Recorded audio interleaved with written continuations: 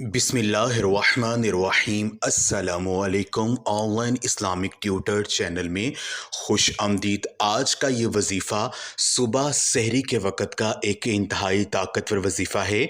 सुबह सहरी के वक़्त माह रमज़ान में हजूर नबी पाक सल्लल्लाहु अलैहि वसल्लम की ये पसंदीदा दुआ, ये सिर्फ़ अपने हाथ की उंगलियों पर 3 बार पढ़ लो। यकीन कीजिए जो भी अल्लाह पाक से मांगेंगे इंशाअल्लाह ताला आपको मिल जाएगा। मेरी वो बहन और भाई जो कि बे औलाद है, जिनके यहाँ औलाद नहीं हो रही, जिन्हें किसी बंदिश का मसला है, जिन्हें किसी रुकावट का मसला है, अगर वो ये अमल सुबह सहरी के वक़्त कर लेते हैं और अल्लाह पाक से अपने हाथों को बुलंद करके जो है दुआ करते हैं, सिर्फ 3 बार इस दुआ को पढ़ कर अल्लाह पाक से मांगते हैं, तो इंशाअल्लाह ताला माह रमज़ान के सदक़े से अल्लाह पाक उन्हें औलाद की खुशखबरी अता कर देंगे। ये वीडियो आपने इग्नोर नहीं करनी है, ये वजीफ़ा आपने लाजमी करना है। जैसे मैं आपको बताऊँगा इंशाअल्लाह ताला, मैं गारंटी से कहता हूँ कि जो भी अल्लाह पाक से मांगेंगे अल्लाह पाक की ज़ात आपको ज़रूर अता करेगी। मेरी बहन और भाइयों, आज का ये वजीफ़ा बताने से पहले मैं आपको सुबह सहरी की जो फजीलत है कुरान और हदीस की रोशनी में, वो आपके साथ शेयर करना चाहता हूँ। मेरे बहन और भाइयों, सुबह सहरी का जो वक़्त होता है ये इंतहाई बाबरकत और कबूलियत दुआ का ख़ास वक़्त है। ये वो घड़ियाँ होती हैं जब अल्लाह ताला अपने बंदों पर ख़ास रहमत नाज़िल फरमाता है और मांगी गई दुआओं को कबूल करता है। सहरी का वक़्त इस्तग़फ़ार और कबूलियत दुआ का वक़्त है। अल्लाह ताला कुरान मजीद में सहरी के वक़्त इस्तग़फ़ार करने वालों की तारीफ़ करते हुए फरमाते हैं, और वो जो सहरी के वक़्त इस्तग़फ़ार करते हैं तो अल्लाह पाक उनके गुनाहों को मुआफ़ कर देते हैं।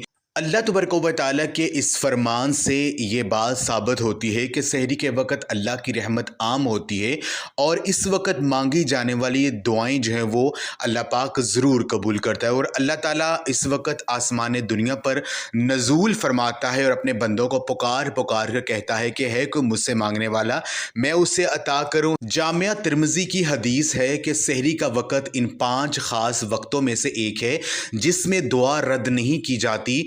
नबी करीम सल्लल्लाहु अलैहि वसल्लम ने फरमाया कि 3 अफराद की दुआ रद्द नहीं की जाती। एक आदल हुक्मरान, दूसरा रोज़ादार जब तक अफ्तार ना करे, और तीसरा जो है मज़लूम की दुआ। ये जामिया तिरमिज़ी शरीफ की हदीस है। ये हदीस साबित करती है कि रोज़ा रखने वाले की दुआ ख़ास तौर पर कबूल होती है, और चूँकि सहरी का वक़्त रोज़े की नीयत का वक़्त होता है, इसलिए ये वक़्त दुआ के लिए बहुत अहम होता है। तो सहरी का वक़्त वो ख़ास वक़्त होता है जब दिल नरम और अल्लाह की तरफ माइल होता है। ये दुआ और अल्लाह के कुर्ब हासिल करने का एक सुनहरी मौका होता है। इस वक़्त मांगी गई दुआएं ज़्यादा इखलास के साथ की जाती हैं, जो कबूलियत के इम्कानात को बढ़ाती हैं। तो मेरी बहन और भाइयों, आज का वजीफ़ा आपने सुबह सहरी के वक़्त करना है। आपने करना ये है कि जब ये अमल करना है आपने बावज़ू होकर करना है। इस अमल को करने से पहले आपने 2 नवाफ़िल पढ़ने हैं, और नवाफ़िल आपने तहज्जुद के पढ़ने हैं। नवाफ़िल पढ़ने के बाद आपने जाए नमाज पर बैठ जाना है और किबला की तरफ आपने मुँह कर लेना है।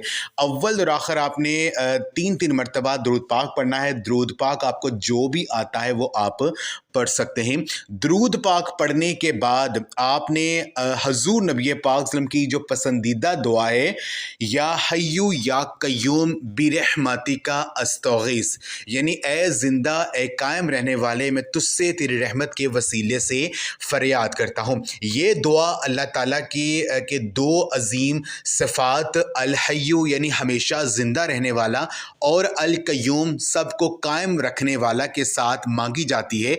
जो शख्स दिल से इस दुआ को पढ़े अल्लाह ताला इसे मुश्किलात से निजात अता फरमाता है, और ये ज़िक्र परेशान दिल को सुकून बख्शता है और अल्लाह ताला की रहमत को मतवज्जा करता है, जिससे इंसान को कल्बी इत्मीनान हासिल होता है। उलमा फरमाते हैं कि जो शख्स कसरत से इस दुआ को पढ़ता है अल्लाह ताला इसके रिस्क में बरकत अता फरमाता है और इसे फ़ुक्र व फ़ाक़ा से महफूज रखता है। حضرت امام ابن تیمیہ رحمۃ اللہ علیہ فرماتے ہیں کہ جو شخص اس دعا کو مسلسل پڑھے اللہ تعالیٰ اسے علم و حکمت عطا فرماتا ہے اور اسے گمراہی سے بچاتا ہے۔ یہ دعا استغاثہ یعنی اللہ کی مدد طلب کرنا ہے، اور جو شخص خلوص نیت سے اسے پڑھتا ہے اللہ تعالیٰ اس کی مغفرت فرما کر اس کی دعاؤں کو قبول فرماتا ہے۔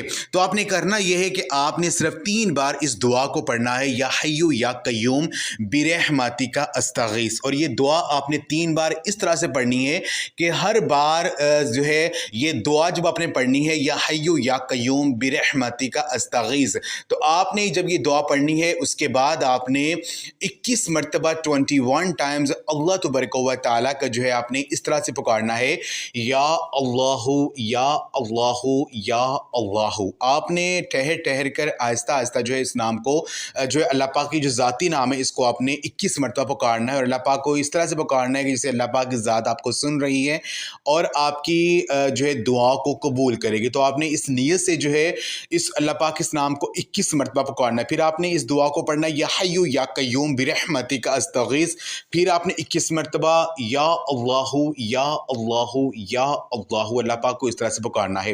یعنی آپ نے 3 بار اس دعا کو پڑھنا ہے، اور ہر بار یہ دعا پڑھنے کے بعد آپ نے 21 مرتبہ اپنی آنکھیں بند کر کے اپنا مقصد ذہن میں رکھ کر یا اللہ یا اللہ یا اللہ آپ نے اس طرح سے اللہ پاک کو پکارنا ہے۔ جب اس دعا کو آپ پڑھ لیں گے اس کے بعد آپ نے اللہ رب العزت کے یہ 2 نام یا ارحم الراحمین یعنی اے بے حد مہربان اور نہایت رحم کرنے والے، آپ نے 11 بار اس نام کو اللہ پاک کے ان 2 ناموں کو پڑھنا ہے، اور آخر میں درود پاک پڑھ کر اللہ پاک سے آپ نے دعا کرنی ہے۔